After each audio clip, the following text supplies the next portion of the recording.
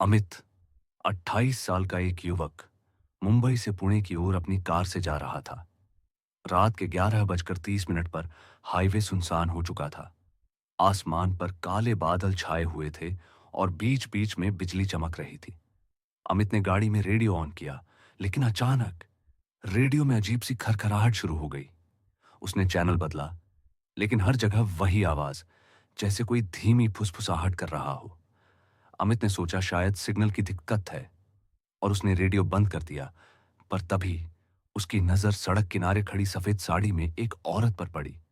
औरत हाथ हिला रही थी जैसे लिफ्ट मांग रही हो। अमित पहले तो हिचकिचाया, फिर उसने गाड़ी रोकी। आपको कहां जाना है? अमित ने खिड़की खोलकर पूछा।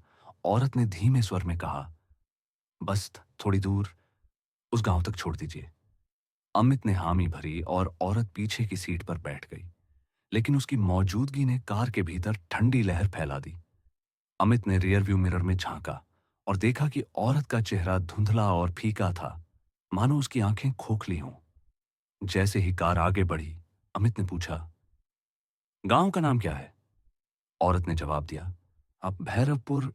अमित चौंका। उसने कभी ऐसा गांव नहीं सुना था। उसने जीपीएस चेक किया, पर मैप पर भी भैरवपुर नाम का कोई गांव नहीं था। उसने पीछे मुड़कर देखा, लेकिन सीट खाली थी। अमित का दिल तेजी से धड़कने लगा। कुछ देर बाद गाड़ी अपने आप धीमी होने लगी। सड़क के किनारे एक टूटा फूटा बोर्ड दिखाई दिया, जिस पर धुंधली लिखावट में भैरवपुर लिखा था।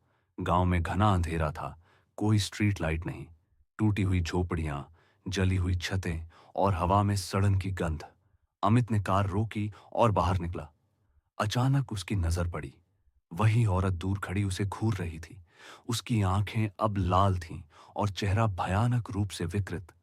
अमित भागकर कार में बैठा और इंजन स्टार्ट करने की कोशिश की, लेकिन कार चालू नहीं हुई।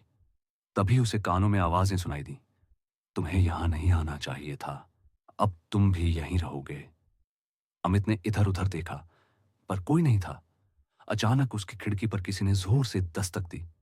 उसने देखा, दर्जनों परछाइयां उसकी गाड़ी के चारों ओर खड़ी थीं।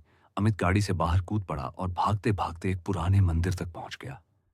मंदिर की दीवारों पर खून जैसे निशान थे और दरवाजा आधा टूटा हुआ।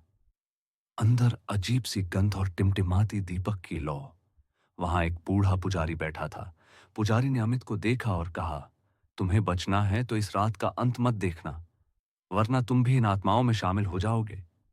अमित ने घबरा कर पूछा, ये जगह, ये लोग कौन है? पुजारी ने गंभीर स्वर में कहा, भैरवपुर एक श्रापित गांव है।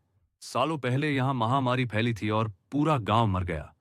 लेकिन उनकी आत्माएं आज भी अधूरी रात में भटकती है। अमित कांप गया। उसने कहा, मैं यहां से निकलना चाहता हूं। पुजारी बोला, निकल सकते हो, लेकिन रास्ता वही दिखेगा जिसे तुम्हारा डर खोलेगा। इतना कहकर पुजारी अचानक गायब हो गया। अमित के चारों ओर अंधेरा फैल गया। अमित ने दौड़ते दौड़ते खुद को फिर सड़क पर पाया। दूर उसकी कार खड़ी थी। उसने जाकर दरवाजा खोला और बैठ गया। लेकिन इस बार कार की पिछली सीट पर फिर वही औरत बैठी थी। उसने धीरे से कहा, तुम अब कभी इस रात से बाहर नहीं निकल पाओगे। ये रात हमेशा अधूरी रहेगी। अमित चीख पड़ा और उसकी आंखें बंद हो गईं। सुबह हाईवे पर पुलिस को एक हौट्टेनेक खाली कारपोर मिली। गाड़ी का दरवाजा खुला था, लेकिन अंदर कोई नहीं था। कार की पिछली सीट पर सिर्फ एक सफेद साड़ी पड़ी थी और रेडियो अपने आप चालू होकर वहीं फुसफुसाहट दोहरा रहा था, तुम अब यहीं रहोगे। अमित कभी नहीं मिला। लोग कहते हैं, अगर आप आधी रात उस रास्ते से गुजरे तो एक सफेद साड़ी वाली औरत आपको भैरवपुर तक ले जाती है और फिर आपकी जिंदगी भी उसी अधूरी रात का हिस्सा बन जाती है।